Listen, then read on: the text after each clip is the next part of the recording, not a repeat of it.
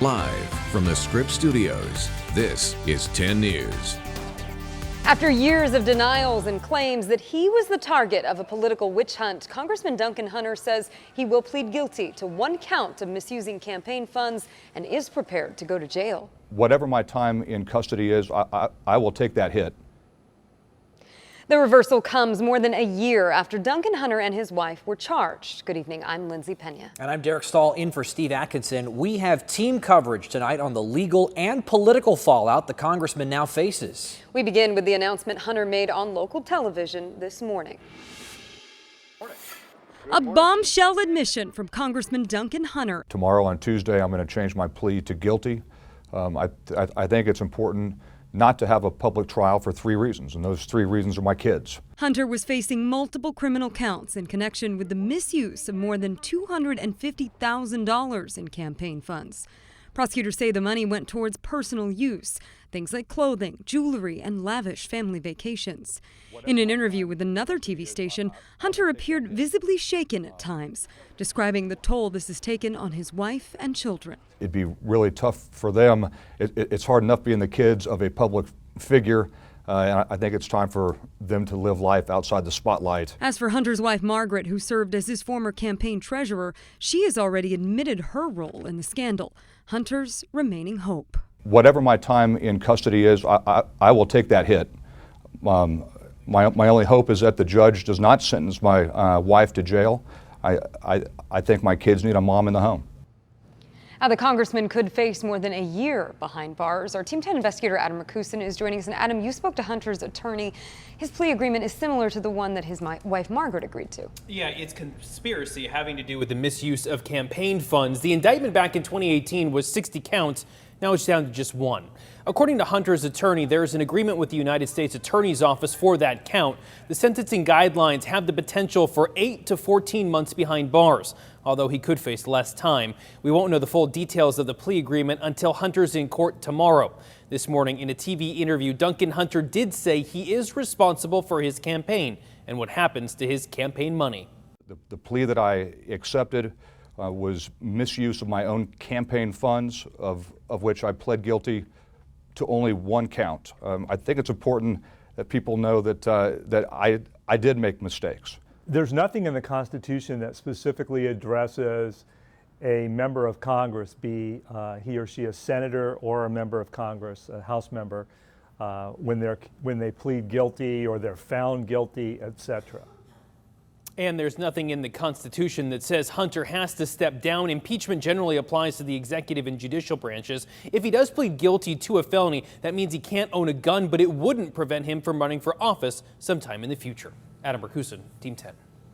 And outside of the courthouse, Hunter's plea is also a major political development. The congressman will drop out of the race and not seek re-election in 2020. 10 News reporter John Horn is live at the federal courthouse where Hunter will make his plea official tomorrow. John. And that will happen just about at 10 a.m. where Congressman Duncan Hunter will walk into those doors in the federal courthouse and go into the courtroom of Judge Thomas Whelan. Now, it was just last week at this same location that Hunter was speaking to reporters about one potential strategy for his 2020 re-election campaign. Now, that's a campaign, however, that is now over before even New Year's Day. Congressman Duncan Hunter managed to win re-election in 2018 despite a felony federal indictment hanging over his campaign. Voters wanted to give him his day in court. But a lot has changed since then. Prosecutors have presented more details about the $250,000 Hunter and his wife Margaret allegedly misused, some salacious, including money the congressman spent to fund affairs with 5 D.C. area women.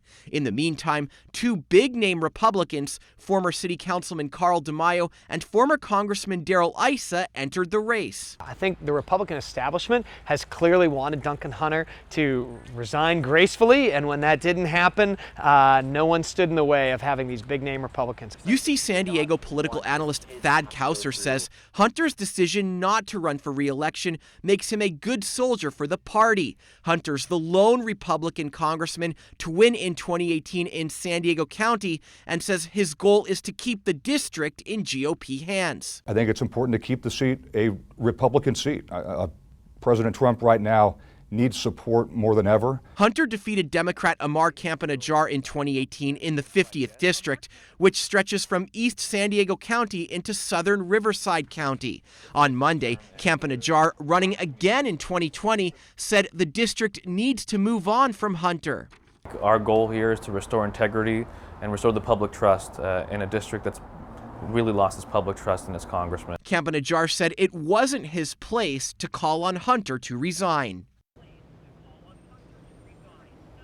Hunter declined our request for an interview today. It's unclear whether he will resign or try to serve out his term. Now, all of that could impact whether there's a special election in 2020.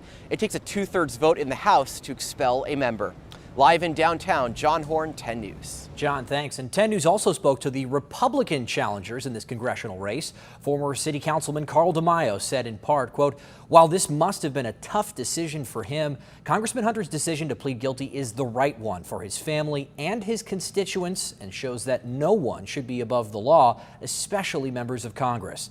And former Congressman Darrell Issa said, quote, "I think he's doing the right thing. As he said, he had 3 reasons to change his plea to guilty, and those are his children." We sent out a breaking news alert right after Hunter made his major announcement. To get real-time news on your smartphone or tablet, download our free app. It's in the App Store. Now to a developing story. It'll be another round of covered up water fountains and bottled water for Poway students tomorrow. This is we're learning more about how the city is trying to figure out how storm runoff contaminated its water system over the weekend. We traced it back. We think it originated here at the water treatment plant. We've had divers out here trying to find any problems, any obvious problems. 10 News anchor Vanessa Van Hefty is joining us. And Vanessa, the city is still awaiting test results. Yeah, Lindsay, and just in the past hour, they have seemed to have pinpointed a cause. A city council member says that a storm drain backed up into the reservoir. So they have finally pinpointed that cause, but it's caused so much hardship for so many businesses here. You can see here at Kaminsky's, the only restaurant that we have found tonight still open by way of that food truck that has a separate water line. It may be the only place to buy a hot meal in Poway. It's devastating as a business, and it's devastating for the staff. Marsha Kaminsky was forced to close Saturday when Poway issued a boil order, but today she's back open, running everything off of her special events food truck and this portable hand sink, the water all outsourced. It's a gamble. We've done okay. I don't know what to expect because I've never had to do this, and I'm sure people are hesitant to come, thinking maybe the water on my truck is not for consumption, but it is because I filled it up with San Diego water. Hungry customers are grateful. You can't even get a cup of coffee without having to go 5 miles. Nearby at CrossFit Unsung, the doors are open, the shelves are stocked with plenty of bottled water for a grueling workout. Here we go, faster, you're on TV! Make sure we have plenty of bottled water posted through our social media to bring your own water from whatever source that is purchased. But their neighbor and owner of Cully's restaurant is closed while customers are calling. No, it is not. I'm sorry. We still have that water problem. But his hands are tied. This is my life. It's the first time in 36 years Mark Fatimo has closed shop. He feels for his workers who are going without pay. These guys got their rent to pay. They got Christmas coming up, and it's really tough for them. So I don't know if they'll go out and get second jobs. He's hoping his insurance may help recover his workers' lost wages if the boil order continues. But for now, it's a waiting game. So I stay here, and throughout the day, like today, I get a lot of my close friends came in, and we sit down and talk for all morning. Drink coffee, drink contaminated coffee. Let's hope not. We're still alive. And a reminder for residents, until the notice is lifted, you should boil your tap water for at least 1 minute for cooking, drinking, brushing your teeth, washing dishes, and making ice. The city says showering is safe, but to avoid getting the water in your mouth. For very young children, it is advised to give a sponge bath with bottled water. And the city tonight sticking by its original timetable, saying it could be another 2 days before before the order is lifted. Reporting live from Poway, Vanessa Van Hefty, 10 News. So the wait continues. Vanessa, thanks. Right now, the FBI is searching for a suspected terrorist from San Diego. The agency says Jihad Sirwan Mustafa is a member of the Al-Shabaab terrorist organization. 10 News reporter Mimi Alcala is joining us. And Mimi, the FBI is offering a $5 million reward in this case. They are, Derek. Now, a really good reminder that this $5 million reward is still being offered for information leading to an arrest, and FBI officials are turning to San Diegans for help in tracking down this man. He's the highest ranking American fighting with a terrorist organization overseas. We are honored and blessed to take this opportunity. FBI officials want San Diegans to remember the voice in that clip from a news conference in Somalia back in 2011. That we remember the role played by our beloved Sheikh Osama bin Laden. They believe the speaker is 37-year-old Jihad Sirwan Mustafa, a man on the FBI's most wanted terrorist list. He's also a U.S. citizen and was raised in the Serra Mesa area of San Diego. But after graduating college in 2005, he left the country. Soon after, FBI officials believed he moved to Somalia and joined terror group Al-Shabaab. Al-Shabaab's reign of terror threatens United States national security. U.S. officials say he's held several leadership roles with Al-Shabaab. The FBI has been looking for him for years. They believe he agreed to serve as a foreign fighter. Monday, a superseding indictment was unsealed in federal court. The U.S. attorney announcing Mustafa is charged with 3 counts. Conspiracy to provide material support to terrorists. 2, conspiracy to provide material support to Al-Shabaab, a foreign terrorist organization. And 3, providing material support to Al-Shabaab. He was originally charged back in 2009 on similar counts, but officials say he continued providing support to Al-Shabaab up until February of 2017. Now they're turning to the public for help in finding him. Help us stop this most wanted terrorist. And the FBI says he should be considered armed and dangerous. If you have any helpful information, you can report it anonymously, and we have a link to do so on our website, 10news.com. We're live downtown. Mimi Alcala, 10 News. I'm Melissa Masiha here in the 10 News Live Center. Happening right now, a huge traffic backup on the 52 East because of this. This is a look here from Sky 10. This is from an earlier truck fire. Actually happened around 2:30, but you can see there is still a big problem here as they work to clear the scene. The eastbound side of the 52 pretty backed up. As Sky 10 zooms on out, you can see one lane is still closed. Fortunately, no injuries were reported. Unclear exactly what started the fire, but the SIG alert is going to be in effect here for at least another 30 minutes. If this is your normal route to work, best thing to do, go ahead and check out our website before you head out. 10news.com/traffic gives you the current conditions. I'm Melissa Masiha here in the Live Center. Back to you. All right, thanks, Melissa. Classes resumed at Saugus High School for the first time since a student opened fire on classmates, killing 2 and injuring 3 others last month. Staff and educational experts welcomed those students back to campus today.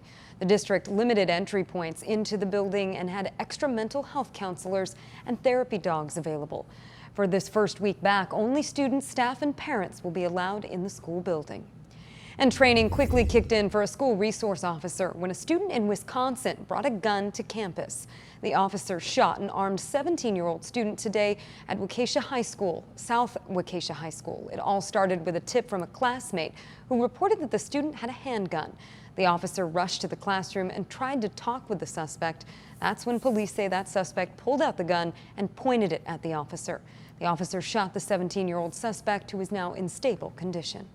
Mexican authorities arrested 3 more suspects in the deadly ambush that killed 9 American women and children.